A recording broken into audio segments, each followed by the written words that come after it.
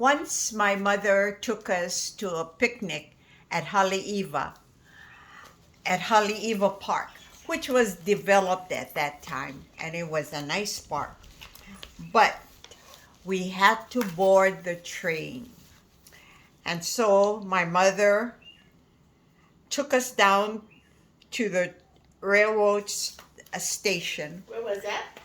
Where was the And that was the railroad station was the old post office, the original post office at Pearl City. And the rail used to deliver the mail. So that's why the post office was right by the railroad station. So down by Lehua Elementary. In that area. It was by Lehua Elementary. The building is still standing.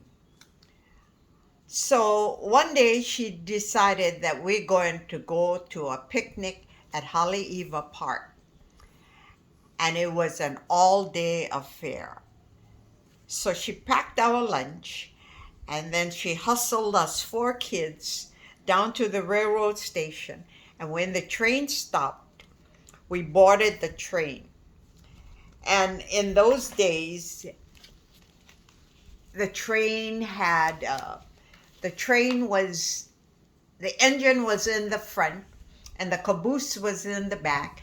And then they had about 5 or 6 railroad cars. So we could choose any car that we wanted to. So we kids would run through the car and look for 4 places to sit. And we chose the right-hand side because we could pass the cane fields, and not knowing that if we had chosen the left-hand side, we would see the ocean. But it was a long trip, and the man would come around in the cars, and he would sell us candies, whatever we wanted. My mother did not let us eat candy. So we had 1 soda, and then 4 of us had to drink it. And I think, if I remember, she had sliced mangoes, and mango was our dessert. And all the other kids were eating candies, and we couldn't have candy. It was bad for our teeth. So was there more than 1 train a day, or was it? No, it was just 1 train to Haleiwa. And then it would rest at Haleiwa, and then the train would come back in time to pick up the workers at Pearl Harbor. Mm. Okay. So after the workers were dropped off at Pearl Harbor, the train would pull into Pearl City, and we would board the train. And at that time, all the cars were empty, so we could have our choice. So what was the first stop after Pearl City? The first stop after Pearl City was Waipahu. And after Waipahu, Bridge 19, right? it's on Depot Road. Oh, but when was Bridge 19? Was Bridge 19 was between Pearl City and Waiawa. Right. So was that the first? Was that the one right after Pearl City? Yes, it was the bridge right after Pearl City. And I think the bridge went over the little stream that passes down by 2nd Street. Mm. Except when it got to the railroad track, it was a wide stream already. And then it would empty into Hawaii, that area. So after Bridge 19, was that a stop or just the place that? Was that an actual stop? They never stopped at Bridge 19, but we all knew where Bridge 19 was. I'll fix that. Because Bridge 19 was famous. I'll fix it. And then after You would see people jumping off from Bridge 19 into the water, including your brother. swimming. And so after Bridge 19 was Waiava. After Bridge 19, we stopped at Waipahu, At Depot Road. At Waipahu Depot Road, yeah. And they picked up people or they dropped off people. And then after Bridge 19, we went into Eva. Eva Town? I can't remember. No, not Eva Town. Oh. Ever Plantation. And then it bypassed Eva. And then the next stop was Nanakuli. Wow, that's a long. So no more at Kahe Point or no more in No. what is now Kapolei. No. There was no stopping at Kapolei. Nanakuli. We stopped at Nanakuli and people got off and got on. Where was the Nanakuli stop? Do you know? Like, is it by the beach? It was, there's a railroad track that runs by the beach. Yeah. And it services both OR&L and the military. Yeah. The military uses it to transport ammo. There was an actual, like, when you say station, was there a building or just people like hanging out? No, there was a small little building. And then after you left Nanakuli, the next stop was Maili. But I don't remember if there was a station there. But I do remember that Waianae had a station. Waianae. And then after we left Waianae, our adventure started because the train would go along the side of the beach and the side of the mountain, and you could see the drop, and the train would hug the mountain until it reached, what is that point? Kaena Point Kaena Point. Yeah. So they used to call it Yokohama's, right? Yeah. With the Japanese fishermen or something. By Kaena Point, and then it would stop at Haleiwa. Oh no. No, you guys gotta go around Nanakuli. It No. would stop at Nanakuli. You said Nanakuli. You already did Nanakuli. And then I can't remember if we stopped at Maili. Maili, and then you said Waianae, and then you go And straight. then Waianae. We Then you- definitely stopped at Waianae. Then you go around Kaena. And then we went around Kaena. What was Now that that was a kind of treacherous rounding of Kaena because you look down and you could see the ocean from the train. And then we rounded Kaena, and then we went into Haleiwa. Well, you passed Waialua, Mokuleia, Waialua, right? Did you guys stop at Mokuleia or Waialua?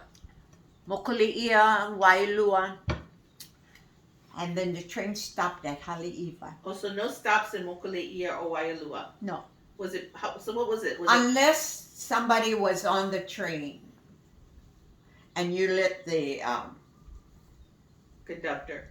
the bell captain know that you were getting off, and then he would pull this line, So was it? and the train would stop. Did you kids think it was beautiful at that time? Like when you would go around Kaena, or it was just like regular? We thought it was scary because the train would hug the cliff, and you could see the ocean down below. So we thought that was the scariest part, going around Kaena Point. Must have been hot.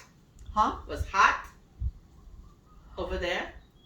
It was, but you have to remember that the train windows were all open. Oh yeah, so you got plenty. So breeze. we got a breeze.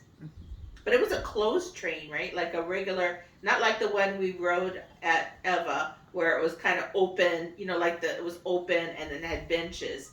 It was like a regular train that had walls but windows, walls and windows. Walls and windows. Yeah. And there was one train exactly like the one at Eva. Like open. Uh-huh. And my mother would always say that the poor people rode over there, but it was the working men. So hi, waka waka, the pua'as of Pearl City. And so you guys would get all the way. How long would the train take to get from Pearl City to Haleiwa? So you leave in the morning. Yeah. And then you get there in time for lunch. In time for lunch. Yeah. About 10:30 we would get there, and then the train would stop, and about 11 o'clock we would walk to the beach. Haleiwa Beach Park. Haleiwa, and it was developed at that time. So, and then the train would back up or something like that. But you guys were there how long? You would stay for lunch and swim? We had a picnic lunch, we had swimming, we went swimming in the Haleiwa Beach, and then at 3 o'clock is when the train started back. So we had to be there to board the train by 3 o'clock. Oh, sounds like a nice... Did Grandma bring lunch or you guys bought lunch? No, we brought. They poor. Now they poor again. Yeah. There were no concession stands where you could buy anything. You had to take all your things. You guys never go to Haleiwa Hotel? Haleiwa Hotel was a thing of the past. Oh. It was located across of the park. And my mother wouldn't let us cross that highway. Grandma and her highways. So we couldn't. Oh. We would see people over there, but she said, stay on your side. Oh. Anyway, we were swimming. And, I remember that beach. That beach was very rocky. And we would find a little pool reef area. And then we'd swim in there. But then that meant it also wasn't too wavy. Huh? It wasn't too rough over there then. No. Because it had plenty coral. If you went on to the point, beyond the point, it was rough. But we stayed within the park. And across of the park were these ducks. And we used to just beg our mother to take us across the street. And then she'd say, too many cars. There were hardly any cars in those days. So we stayed on our side. And the beach hasn't changed, because when I went there, I remember all the buildings. Maybe they refurbished it. Okay.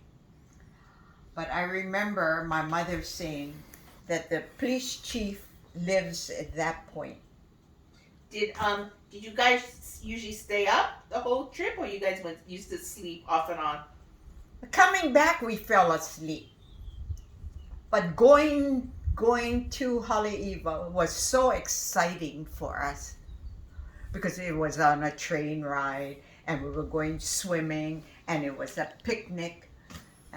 And then our father was also stationed at Wahiawa, so he would drop by and make sure everything was okay. Was this you guys would only do it during the summertime? Or just on the summertime, right? Not one weekend. Only summertime is when we did it, because our father said the rest of the year that place was too rough. Oh. And 3 of us didn't know how to swim. Only Uncle Junior knew how to swim. That's another story about Uncle Junior. Did you guys did you have to When buy Uncle tickets? Junior Uncle Junior was 3 years old, my grandma said, time for him to learn to swim. So, swimming for Junior was throw him into the water.